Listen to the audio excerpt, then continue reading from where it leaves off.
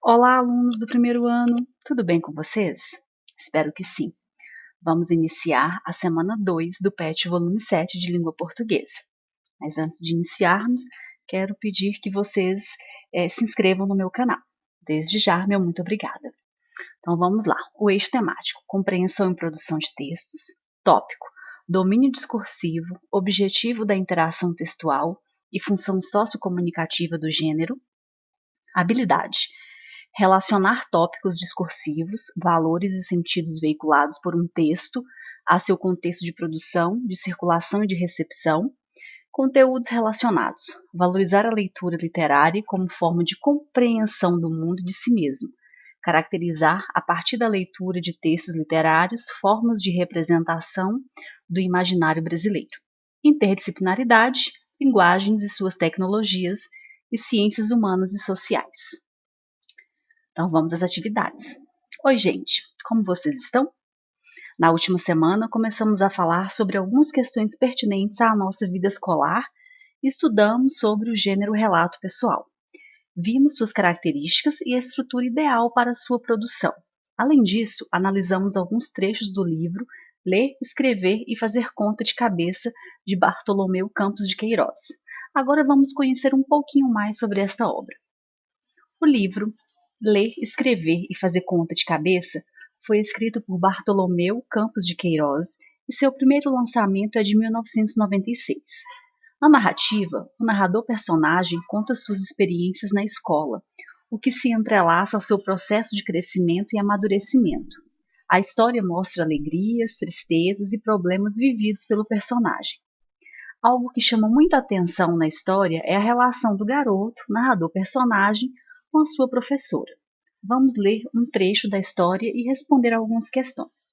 Mas antes de lermos ao trecho, vamos ler aqui os Para Saber Mais, que fala um pouco sobre Bartolomeu Campos de Queiroz. 1944-2012. É um escritor mineiro. Ele é autor de poemas e histórias infantis e juvenis, além de educador, crítico de arte, museógrafo e ensaísta.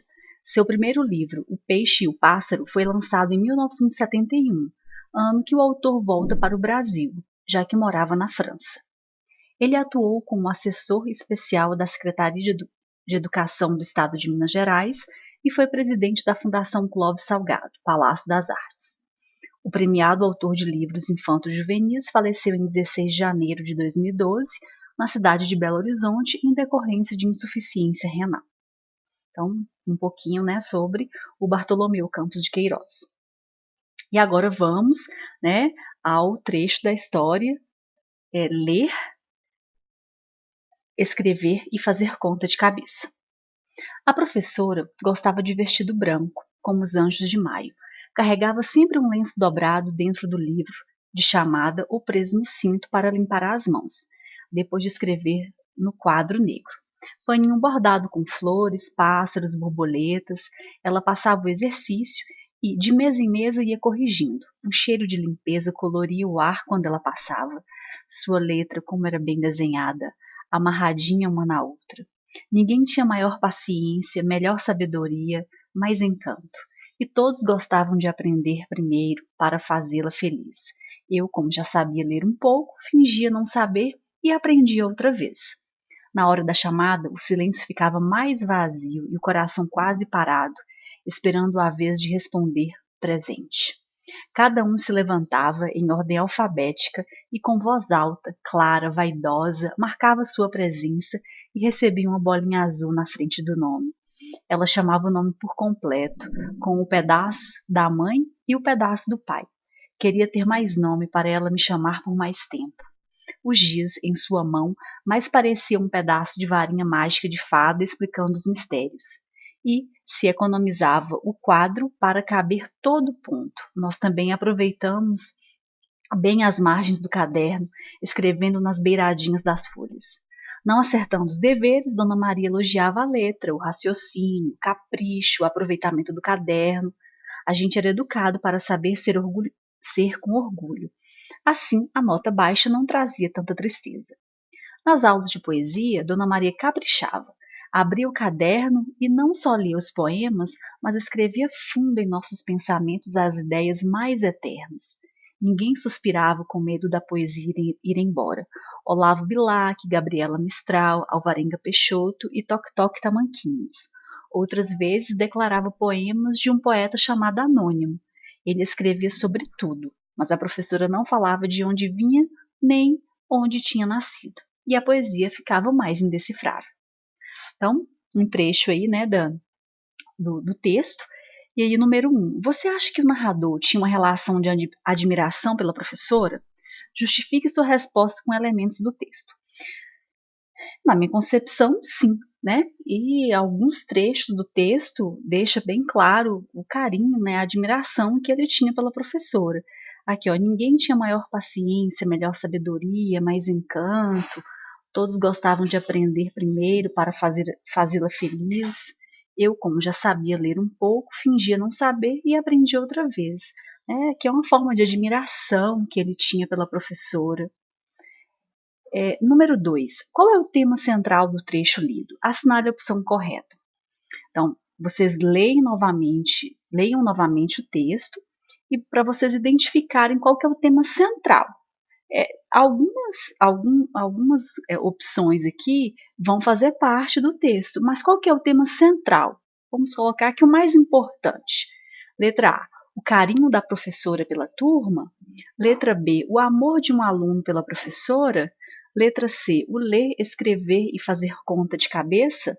Letra D, a descrição das aulas de português. Ou letra E, a descrição da professora.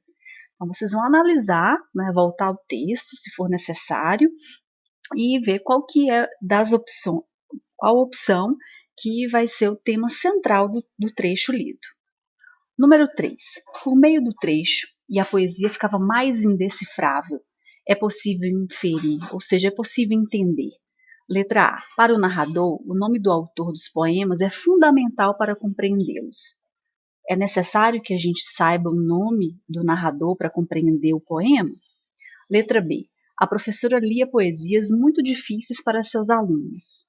Letra C. O fato de ser indecifrável para o narrador é inerente à poesia e, como o autor chamado anônimo tratava de temas diversos e não era possível saber sua origem, essas poesias eram ainda mais indecifráveis.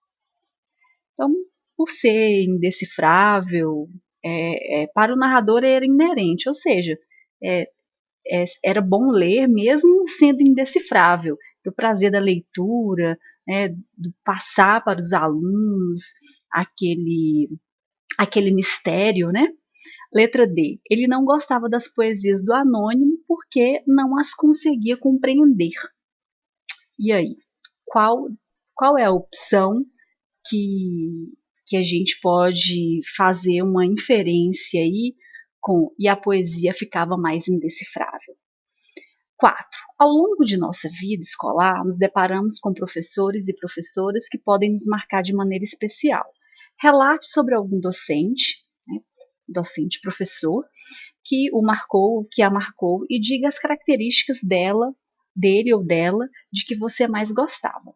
Então, é uma resposta pessoal, né? Vocês vão viajar aí pela memória, né? Pelos professores que já passaram por vocês, e qual que vocês têm algumas lembranças, né? De características que você gostava.